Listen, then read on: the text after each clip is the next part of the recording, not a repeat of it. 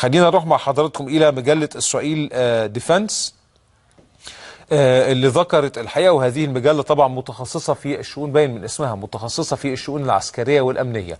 قالت أنه القوات المسلحة المصرية هي الأكبر في أفريقيا والشرق الأوسط، ولديها قوات بحرية تحتل المركز السابع على مستوى العالم من حيث عدد القطع التي تمتلكها. وقالت المجلة الإسرائيلية أن الجيش المصري يقوم حاليا بمناورة بدر 2014، وأن الهدف الرئيسي وراءها هو حماية أهداف وطنية وتحقيق الردع لكافة التهديدات المحتملة وفقا لأعلى درجة من الاستعداد القتالي. وأضافت كمان المجلة أن المناورة بدر 2014 بتركز على استراتيجية دفاعية لمواجهة الهجمات المعادية وتنفيذ إجراءات تعبئة القوة ومواجهة حالات الطوارئ واتخاذ قرارات سريعة وتحقيق التفوق الجوي وتنفيذ الهجمات الجوية خلال جميع مراحل المناورة.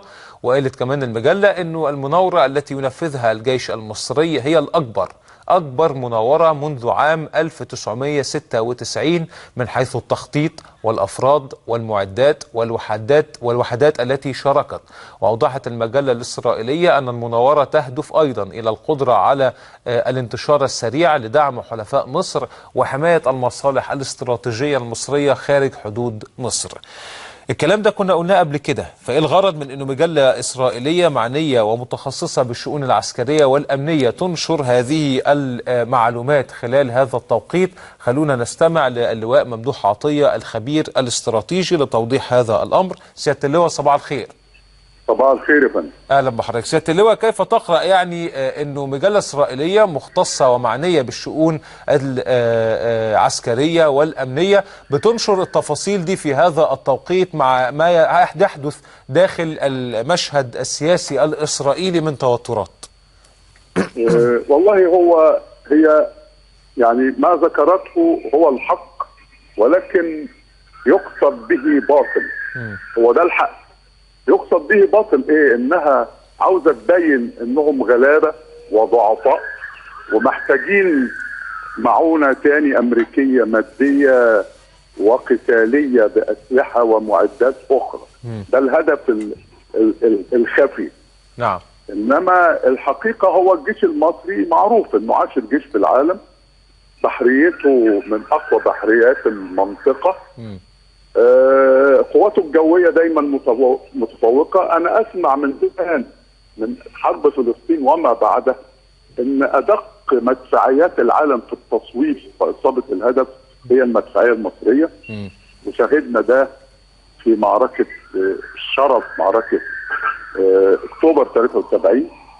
وآية ذلك ودليل ذلك أن لما بندخل في مناورات مشتركة مع الامريكان في النجم الساطح وغيره، بنقول ايه بقى؟ الامريكان بيحسوا بالغيره لما بيلاقوا التفوق النوعي شديد في الروح المعنويه العاليه للجنود المصريين والضباط المصريين، دقه العمل، التنفيذ السليم بالنسبه للصاعقه والزلات الطيران، كل ده بيلاحظوه ولا يستطيعون ان يخفوا. يعني زي ما تقول، يعني زي عمليه غيره، حتى الاخوات بيغيروا من بعض، حتى وهم حلفائنا ممكن يغيروا من القوات المسلحه المصريه بهذا التطور. ومما يدل على الكلام ده انه القوات المسلحه المصريه الحمد لله، ومنذ أن تولت إدارة شؤون مصر لتعاون الشعب لما طلب منها ذلك في 30 يونيو، كانت هي الأمينة على العهد. القوات المسلحة المصرية قدرت تحمي الحدود الخارجية ضد العدو الإسرائيلي، وفي ذات الوقت قدرت تحمي الأمن الداخلي المتعلق بأمن الشعب المصري العظيم. والرئيس السيسي قال ان احنا يعني فداء لوطننا، فداء لشعبنا، حتى انها كان نداء لاول من نوعه. تمام.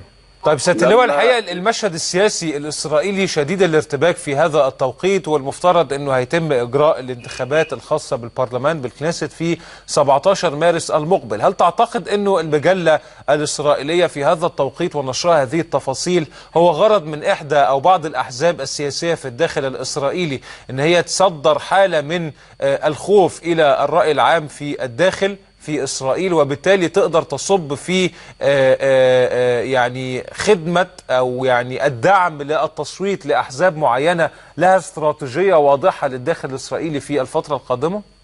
أشكرك جدا. هو ده الجزء اللي كنت هتكلم عليه داخليا. خارجيا هي تود أن تحصل على المعاناة المادية والقتالية من أمريكا. نعم. نمرة 2 في الشأن الداخلي بتقول للشعب يتحد ويستمر في الاتحاد لان في عدو مصري امامهم ويخوفهم. بس هو من غير هذا ولا ذاك معروف ان الجيش الاسرائيلي لا يخشى الا بأس الجيش المصري. عموما انا اعرف كده لان انا حاربت 4 حروب مع العدو الاسرائيلي. نعم. وشفنا في حرب اكتوبر كيف كان الاسرى بتوعهم 250 اسير بيتم استجوابهم في السجن الحربي هنا. ويعلمون تماما ان مجابهه الجند المصري بالنسبه لهم حاجه تعتبر دمار لهم.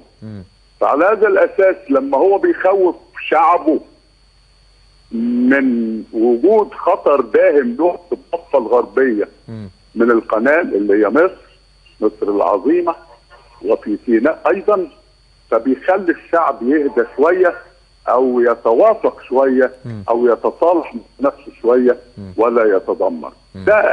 ده هدف الخفي الذي لم تقوله الجريده. نعم. والهدف الاخر زي ما قلت لحضرتك استجلاب معونات من الخارج. هي المعونات ليهم من الخارج من الولايات المتحدة الأمريكية لا تتوقف الحقيقة ومش محتاجة يعني بعض لا، ما هو برضو دي عشان الرأي العام الأمريكية أمام الكونجرس وغيره يبقى إيه وشها يبقى وشه إيه يعني يبقى قوي شوية لما يستجيب ويزود الاستجابة.